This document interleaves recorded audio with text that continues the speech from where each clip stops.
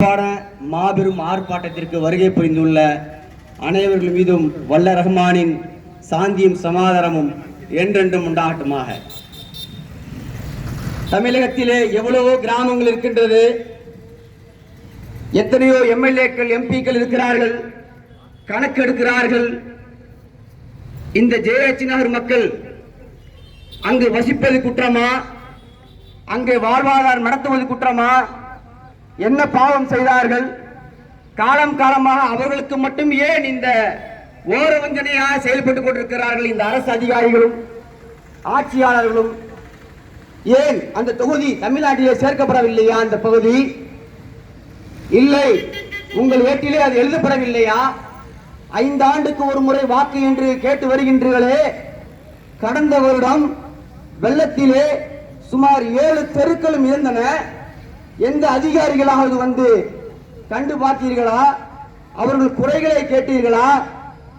இல்லை இடைப்பட்ட காலத்திலே உங்களுக்கு இது போன்ற சம்பவங்கள் நடக்கின்றது, நாங்கள் என்ன செய்ய வேண்டும் என்று யாராவது கேள்விகளுக்கு கேட்டிருக்கின்றீர்களா? அரசு அதிகாரிகளுக்கும் ஆட்சியாளர்களுக்கும் நான் தெளிவாக சொல்லிக்கொள்ள விரும்புவது என்னதென்றால், காலம் இப்படியே நகர்ந்து கொண்டிருக்காது. காலம் மாறும். சுமார் 10,000 உறுப்பினர்களை வாக்காளர்களை கொண்ட கிராமம் அது. 3000 குடியிருப்புகளை கொண்ட கிராமம் அது. சுமார் 100 தெருக்களை கொண்ட கிராமம் அது. ஒரு 5 தெருக்கள் கூட சரியான தெருக்களாக இல்லை. ஒரு தெருவு என்பது ஒரு சாதாரணமாக ஒரு இடத்துல குண்டுகள் குழிகள் இருக்கலாம். ஆனால் தெருவே குண்டு குழிகளாக இதுவரை 25 ஆண்டுகளாக ரோடே போடாத ஒரே கிராமம் என்று சொன்னால் அது வழக்கு கோடக்குழி மட்டும்தான் என்று நான் எழுதுகிறேன். எங்கேயாவது இப்படிப்பட்ட ஒரு அவலநிலை இருக்கின்றதா? ஏன் அப்படி ஒரு ஓர வஞ்சனை? அவர்கள் என்ன பாவம் செய்தார்கள்? காலம் இப்படியே நகராது. அருமை சகோதர சகோதரிகளே, அடிப்படை வசதி என்றால் முதலாவது சாலைகள் அமைத்து கொடுக்க வேண்டும், குப்பைகளை அகற்ற வேண்டும்.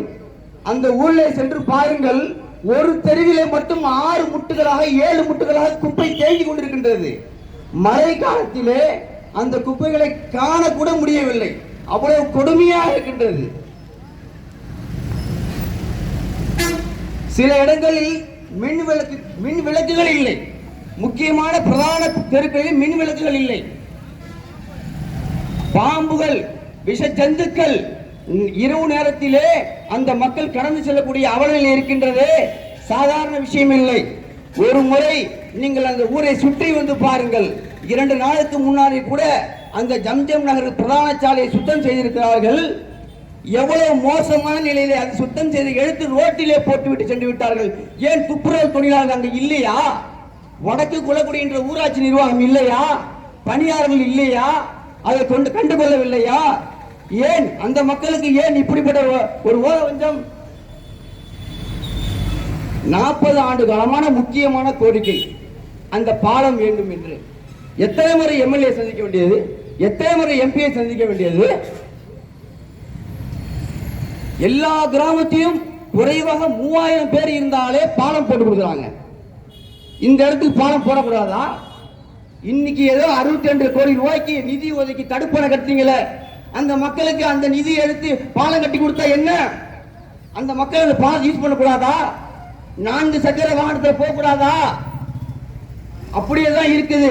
2 பகுதிகள் தான் முக்கியமா உள்ளே வரக்கூடிய பகுதி. அந்த 2 பகுதி என்ட்ரன்ஸ் எப்படி இருக்கு? கார் வர மாதிரி இருக்கா? வேடு வர மாதிரி இருக்கா? நம்ம எந்த நாட்டில் இருக்கோம்? 21ஆம் நூற்றாண்டில் இருக்கிறோம். எங்கெங்கே பல கோடி ரூபாய் நிதி ஒதுக்குறீங்களே, இந்த கிராமத்துக்கு ஒதுக்கூடாதா? நிச்சயமாக மனதில் வைத்துக் கொள்ளுங்க அருமை சகோதர சகோதரர்களே. இதே நிலை நீடித்தால் இன்னும் 5 மாதங்கள் இருக்கிறது சட்டமன்றத்திற்கு. சட்டமன்ற தேர்தலுக்கு இன்னும் 5 மாதங்கள் இருக்கிறது.